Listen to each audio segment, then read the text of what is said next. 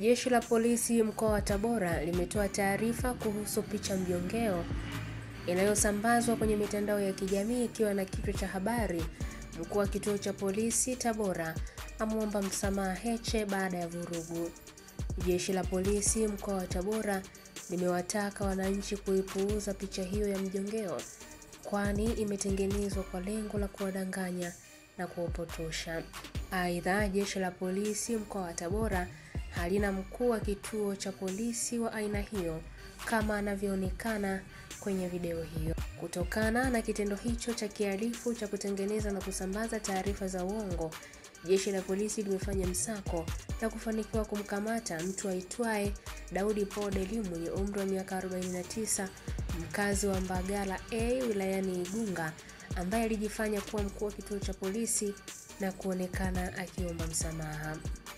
Mtuhumiwa amekamatwa na anaendelea kuhojiwa ili kubaini alioshirikiana nao kutengeneza na kusambaza picha hiyo ya mjongeo yenye maudhui hasi na kupotosha, ili hatua stahiki za kisheria zichukuliwe dhidi yao.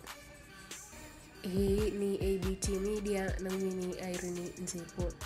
Hali ya usalama ya mkoa wa Tabora kwa ujumla wake ni shwari na wananchi wanaendelea na shughuli zao za kujiletea kimaendeleo. Jeshi la polisi kwa mkoa wa Tabora limeona picha mjongeo iliyosambazwa kwenye mitandao ya kijamii ambayo ilibeba kichwa cha habari: mkuu wa kituo cha polisi Tabora amuomba msamaha Heche baada ya vurugu. Jeshi la polisi mkoa wa Tabora linawataka wananchi waipuuze picha mjongeo hiyo, kwani ni ya uongo na yenye lengo la kuwahadaa wananchi.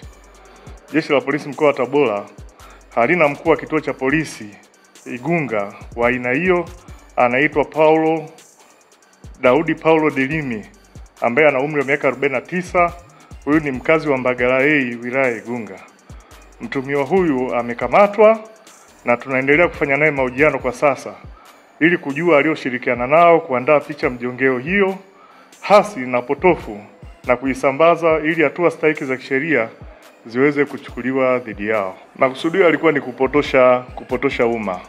Kama unavyofahamu kwamba jeshi la polisi linao utaratibu wa kutoa taarifa zake, ambapo kwenye ngazi ya mkoa msemaji wa jeshi la polisi ni kamanda wa polisi wa mkoa. Kwa hiyo kilichotokea ni upotoshaji mkubwa wa umma na hatua stahiki zitaenda kuchukuliwa za kisheria.